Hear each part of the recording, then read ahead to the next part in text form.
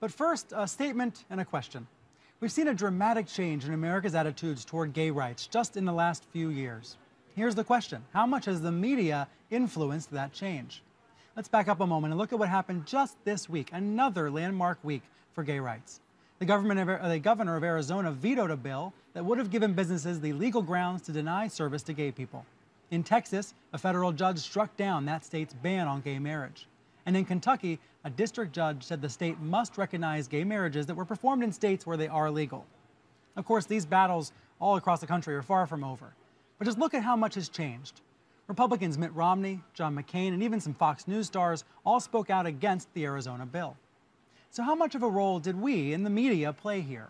Look at this research conducted by the Pew Research Center last summer around the gay marriage debate. It found that stories emphasizing support for gay marriage were 5 times as common as stories emphasizing opposition. So is the media coverage of this issue shaping America's changing attitudes, or is it merely reflecting those changes that are happening anyway? Joining me to hash this out is Ben Shapiro, a conservative columnist and editor-at-large for Breitbart.com, and Thomas Frank, the author of What's the Matter with Kansas, and the brand new columnist for the liberal website Salon. Thank you both for joining me. Sure thing. Thanks so much. Thomas, this cuts right to the heart of what some people have complained about for decades, the idea that the media is biased in favor of liberals.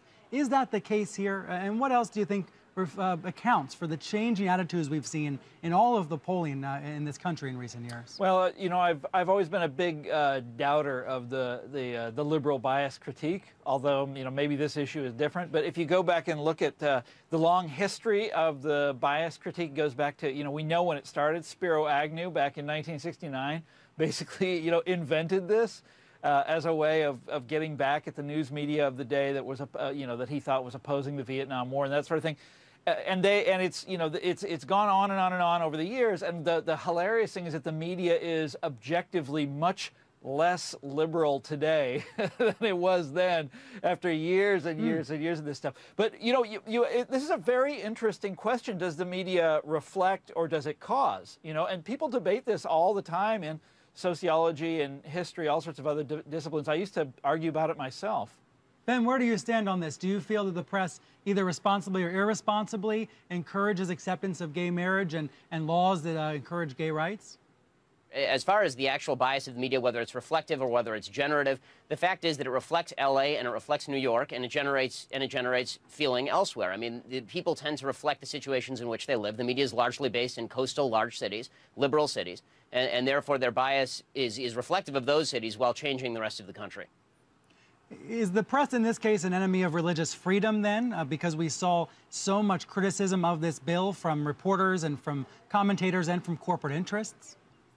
Absolutely. The press is absolutely an opponent of religious freedom, because the press believes that essentially religious individuals should be forced to abide by whatever the press's standards of morality are, and the press is happy to see government enforce those standards of morality. You've seen people like Tony Kornheiser on ESPN suggest that this law would force people, gays in the state of Arizona, to wear yellow stars, or that gays and lesbians in the state of Arizona wouldn't be able to attend NFL football games. I mean, this kind of nonsense has nothing to do with the law as written, and it's specifically designated to create the perception that the American people are a bunch of pitchfork and torch-wielding religious bigots who are looking to crowbar gay people in the streets. Well, it doesn't sound anything like the America I know, but hyperbole is common in the press, is it not? I mean, we hear hyperbole every day. Oh, hell, I deal in that stuff. That's what I do, man. Can I just take commentary, and then there's the news media. Yeah, that's right. And those are two different things.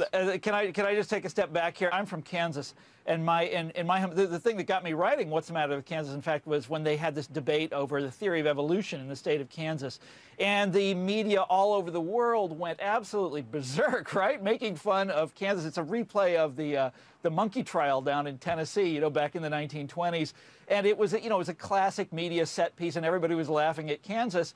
And then the local conservatives sort of struck back and saying, yes, but they didn't describe what we were doing precisely to the letter. They didn't get it exactly right. And, you know, they had a point, but in the grand scheme of things, the media had that story right. And I think they have this one right as well.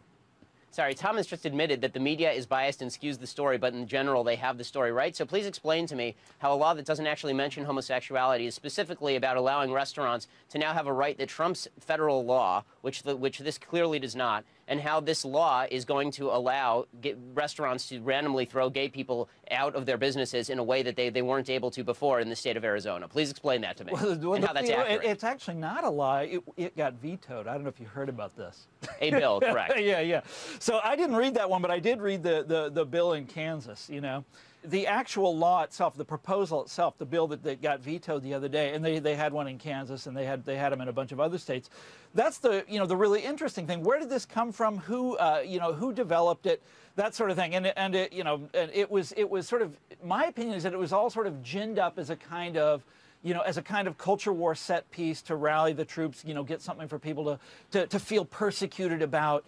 Get the voters, worked up about the onslaught of liberals and the trial lawyers and the outside judges and that kind of thing. And then falling back on liberal bias is just trying to salvage, a game that's been lost, basically, in my opinion.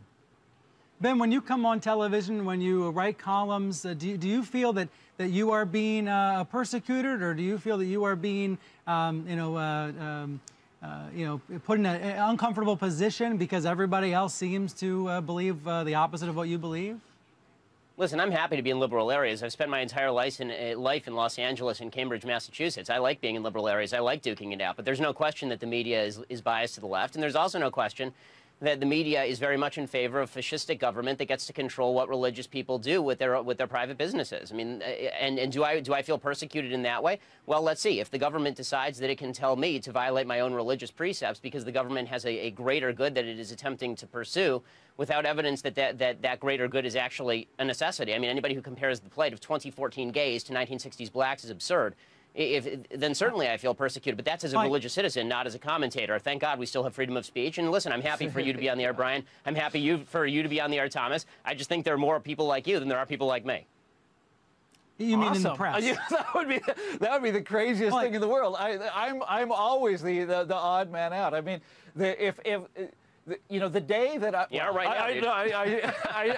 shouldn't go down this road, but I have spent my entire life having extremely unpopular views, unpopular opinions, and I agree.